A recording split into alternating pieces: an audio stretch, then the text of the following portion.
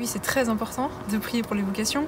Je me rends compte surtout depuis que je suis moi-même consacrée, puisque je suis tellement heureuse dans ma vocation, même s'il y a des difficultés, mais c'est un tel bonheur que je voudrais que toutes les filles, tous les jeunes répondent à l'amour de Dieu et puissent se dire moi aussi finalement je peux, je suis appelée et je n'ai pas peur. Et c'est depuis que j'ai compris ça que je prie énormément pour les vocations et je pense qu'il faut qu'il y ait davantage de prières qui montent vers le Seigneur pour que les jeunes entendent cet appel. Alors comme ma sœur, je vais vous dire que oui, la prière pour la vocation est importante, autant pour le jeune qui est en train de discerner, parce qu'il a des combats, on est dans une société qui ne nous pousse pas du tout dans le sens du don au Seigneur. Et plusieurs fois, je me suis sentie soutenue justement, je disais au Seigneur, mais Seigneur, c'est pas possible, quelqu'un prie pour moi là, pour que j'arrive à surmonter telle ou telle difficulté. Autant après, pour être tous les jours fidèle à cet appel et répondre tous les jours, oui Jésus, fiat. On dit souvent que pour un couple, l'être aimé est le fruit de la prière de celui qui l'attend. Eh bien, il me semble que pour une communauté, le prêtre est aussi le fruit de sa prière. Voilà, la communauté reçoit le prêtre pour lequel elle a prié, qu'elle a désiré pour l'accompagner. Ce qui fait que les prêtres sont le fruit de la prière d'un peuple à qui il sera confié. Prier pour les vocations aussi, c'est se rendre compte qu'un cœur s'ouvre à une vocation et que ce n'est pas ou rarement instantané.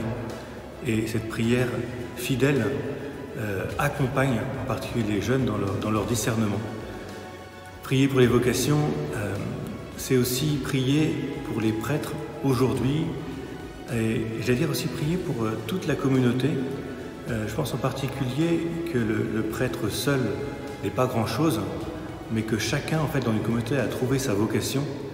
Et donc, voilà, prier pour les vocations, c'est prier pour que chacun se révèle dans ce qu'il est, pour le bien de l'Église et pour le salut du monde. Le Seigneur a envoyé ses disciples aux 4 coins du monde proclamer les merveilles du royaume de Dieu.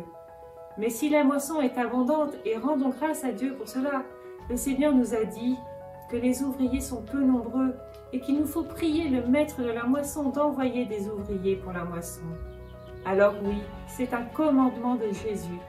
Baptisés, je prie pour que le Seigneur nous donne des prêtres dont nous avons besoin, des prêtres selon son cœur, c'est important. Oui, bien sûr, nous avons besoin de prier pour les vocations, tout simplement pour permettre à nos jeunes, les petits aussi, de leur apprendre à comprendre ce que c'est que donner sa vie pour le Christ.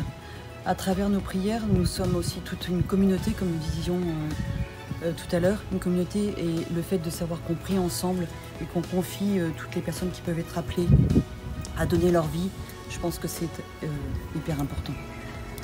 C'est la force de la prière. La prière qui peut être à la fois intérieure, elle peut aussi être communautaire. Et c'est vrai que la vocation a besoin d'être exprimée et de pouvoir trouver un bon relais. Et la prière est un relais magnifique parce qu'elle traduit finalement cette communion entre les êtres et qui permet finalement à certains de pouvoir choisir en connaissance de cause et de pouvoir répondre à l'appel du Christ.